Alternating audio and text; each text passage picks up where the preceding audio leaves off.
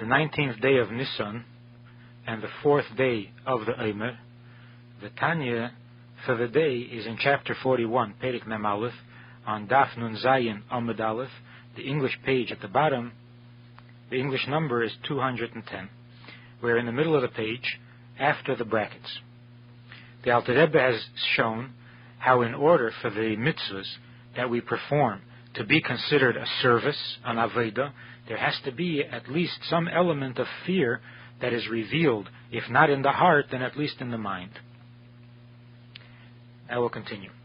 V'hinei af mi shegam b'meichei u'machshavtei einei margish shum yira u'busha.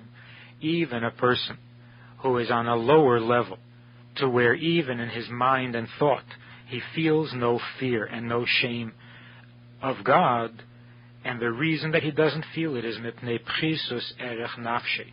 It's because of the lowliness of his nefesh, mimekeir chutzva, from the place from which it is taken. In other words, it comes from a lowly origin. Mimadreiges tachteines diyitzviras da'asiya. It comes from the lower levels of the 10 svires, of the lowest world of asiya. In other words, this neshama is basically geared to action, and therefore doesn't have the talent for arousing feelings of love and of fear, and that's why he doesn't feel the fear even in his mind. Afal pikein me'ach Hashem miskavim ba'avedose kidei la'avedes hamelech. In spite of the lack of the revelation of a revealed fear in the mind, since he intends to serve God as an eved serves a king, harei zu aveda gemura. This constitutes complete service, full-fledged service. Ki hayira v'ho aveda, because fear of God and service of God, nechshaves l'shtei mitzvahs, are considered two separate mitzvahs b'minyan taryag. In the counting of the 613 mitzvahs, serving God is one of them, and fearing God is another. And therefore, einon ma'akve zu ezu, one does not interfere with the other. One doesn't hold back the other. So even when you don't have fear, you can still have service. In other words, this lack of emotion, not only lacking in the heart, but lacking even in the mind, is a failure to fulfill the mitzvah of yira. Because in order to fulfill the mitzvah of yira, you have to have some palpable, some tangible experience that can be considered an emotion or a feeling or a sensation which is fear. He doesn't have this. So the mitzvah of yira he's not fulfilling. But this intention that he has to serve God as a servant serves a king, that is an element of fear. That makes the mitzvah a service, an avodah, and not only a personal fulfillment or satisfaction. So although it is not the mitzvah of fear, but it does make the mitzvah that he's doing into a service. But what's more, the truth is that if we look into it a little more deeply, in doing what he's doing, he is fulfilling the mitzvah to fear God as well. Where does he have fear? In bringing this fear into his mind. Although it's not a revealed fear, even in the mind, yet that constitutes fear, and it fulfills the mitzvah of fear, as the Rebbe explains. Because at the moment that he is thinking these thoughts, he has the fear of heaven upon him, al kol ponim kemeire bosar v'dam. Kemeire bosar v'dam hedyet lepoches, similar, equal to the fear of another human being who is not a king, a commoner. She'einei melech, he's not a king, but hamabit olav, but any other person who may be looking at him, even though he is not a king, that causes some amount of fear. How do we see this?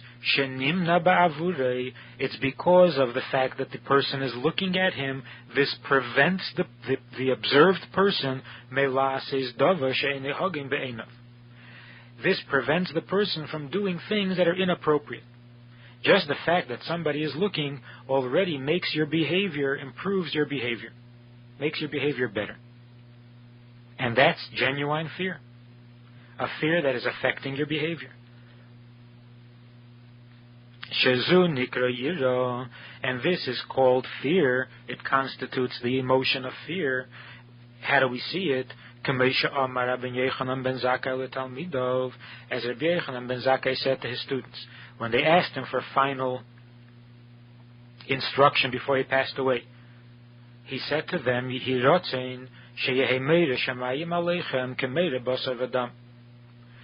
that you should have the fear of heaven upon you equal to the fear of a human being. Not even of a human king, but stam a human being.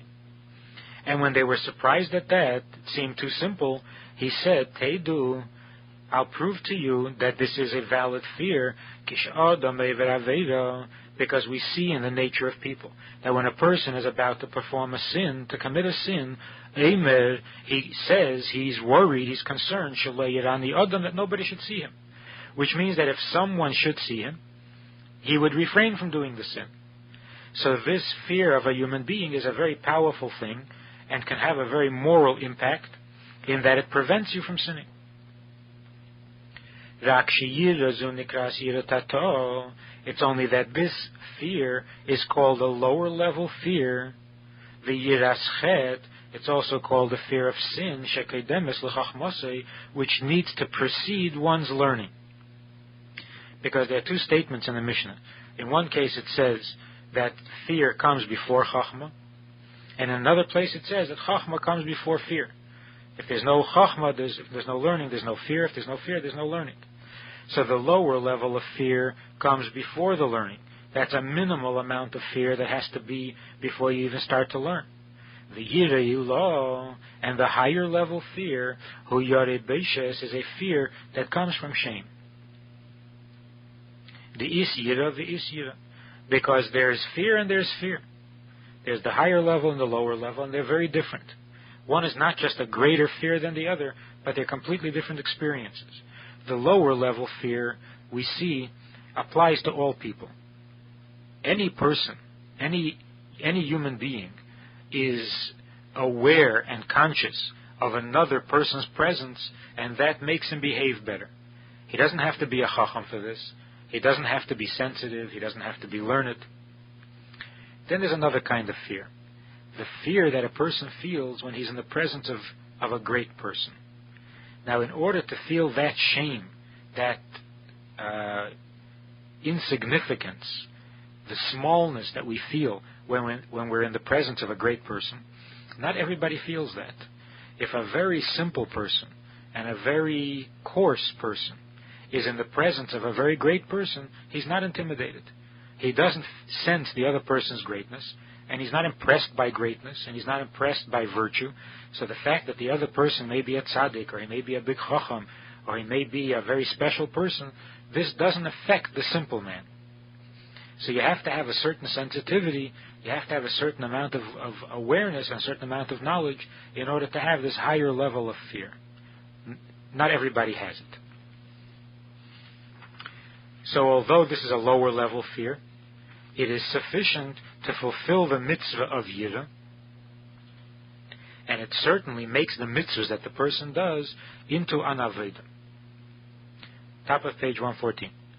Aval b'li yira klal, but without fear at all, when you have not even this lower level of fear, lo parcha le'ela bi'aval levada, then the mitzvah does not rise, it can't fly upwards with love alone.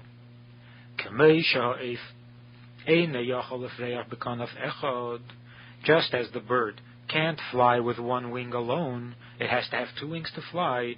The same is true with the mitzvah. It can't rise on love alone. It has to have at least some level of fear. because fear and love are the two wings that are necessary in the performance of in the mitzvah's rising and being able to fly. As he says in Tikkun, which we learned earlier. The same is true also in reverse.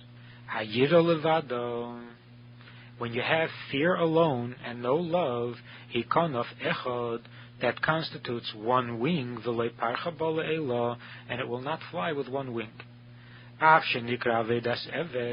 Although it is called service, it is called aveda, it has that advantage and that virtue, but you have to have two wings in order to fly. He has to be also a son, in addition to being an evet,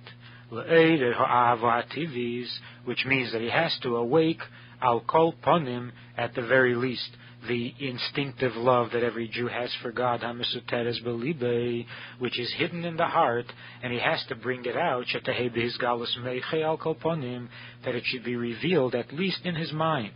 He should sense the love at least in his mind. That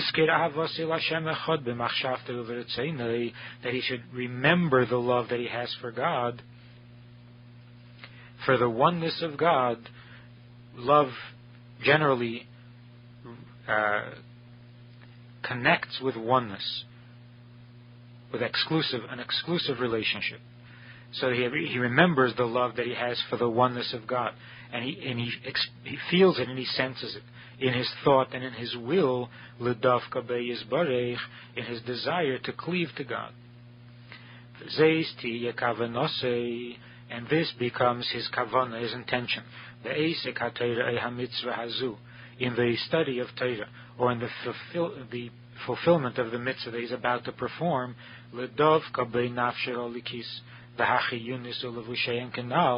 to attach and to cleave to God with his godly soul, with his natural soul, and their garments, as we said earlier, that through the act of the mitzvah, the animal soul is also elevated, the garments of the animal soul, and so on. So in order for the mitzvah to be performed in its finest fashion, we have three ingredients. First of all, there's the act of the mitzvah itself, which is the essential thing, which is God's will, which is the creation of the dira b'tachtenim, the way of making the lower world a dwelling place for God. Then, to enhance that mitzvah, to reveal it, and to have it connect with its origin and with its source in the higher worlds, you have to have kavanah. And the kavanah consists of two parts. One is the desire to cleave to God, which is love. That's the kavanah, the intention of the mitzvah, is to come closer to God, and that's basically through love. So love is primarily the kavanah of the mitzvah, what makes it lishma. And then you also have to have the other pole, the fear, the element of service that comes as a result of fear of God, and only then do you have two wings that enable the mitzvah to rise through the tension that comes between them, or the counterbalance between the right and the left, between the love and the fear, which is the way wings work in order to carry the bird upwards. And in this way we have a full and complete mitzvah.